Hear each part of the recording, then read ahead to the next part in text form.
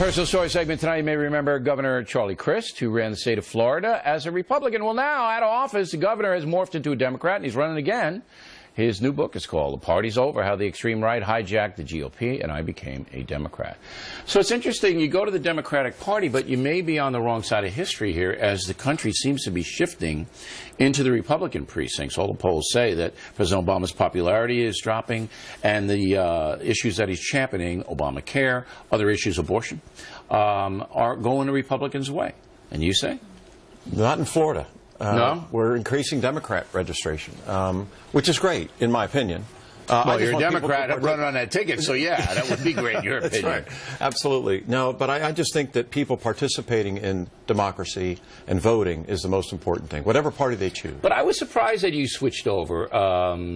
You know, I know a lot about Florida. I used to live there. In 2006, for example, you ran as a fairly conservative Republican. On abortion, you wanted in the state of Florida to outlaw it, except in rape and incest. But now you morphed into, hey, it's a woman's body. She can do what she wants. It's a pretty big change. Not really. And let me explain if I can, Sure. Bill. I appreciate it. When I ran in 2006, in the Republican primary, I said, look, you know, on different social issues, I'm a live and let live kind of guy. Who am I to judge? You know, that's for somebody else, and it's not me. Very fiscal conservative. You know, I don't want to waste anybody's money. I don't think anybody does, especially when it's not your money, it's the people's money. Sure. So, you know, I really haven't changed that much. My former party changed. And what happened is the Tea Party emerged after I got elected governor in 2006. And in 2009, that's when that really came into fruition. And, you know, I guess the sin that I created was when I was with President Obama in Fort Myers, Florida. He was down there to tout the Recovery Act, the stimulus. And while that occurred, what happened is a lot of Republicans didn't like the fact that I literally embraced him and his policy. Sure, and Christie got the same rap, and Right. we understand that.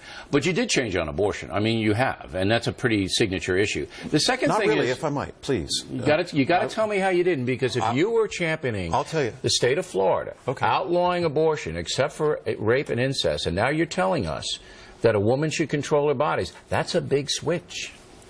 If I might. Sure.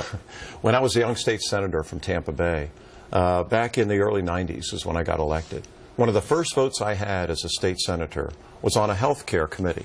And the bill said you have to have a 24-hour waiting period before a woman can have an abortion if she's making that decision. As a Republican, back in the 90s, I voted against the bill. As a result of my no vote, it died on a tie vote. So I've always been pro-life personally. But in terms of wanting to change the law, what I said in 2006 was, I'd rather change hearts than laws. And that's still how I feel. All right. Obamacare kind of going down a drain in public opinion. You still behind it? I am. Yes, sir. I am. I think it's the right thing to do to have health care for our people. But why did the public turn against it? Well, I think it had problems, obviously, coming out of the gate with the, you know, how it's done on the web and things like that. And that's probably frustrating. I'm sure that it is. But that doesn't mean that the idea is a bad notion. I mean, having health care for people that can't afford it and making it affordable for them to have health insurance, I think is the right thing to do. All right, but they're screwing it up in Washington. So I don't know. Scott is going to hammer you with that. He's going to hit you with that. It'll be interesting to see how the Floridians react to it. I'll give you the last word on it. Well, that's what he's really talked about. I mean, Rick Scott's career has been built on health care. And he has the company, ethics will be an issue in this campaign, where his company was fined the largest fine for fraud in the history of the United States of America. Absolutely. It's relevant. It's going to be an interesting campaign. Integrity matters. Yeah, sure. The book is The Party's Over. Governor Crist, thanks for coming in. Good to see you. Thank you. Bill, thank you. My pleasure. When we come right back, is it legal on Governor Christie being pursued by the feds? Legal is next.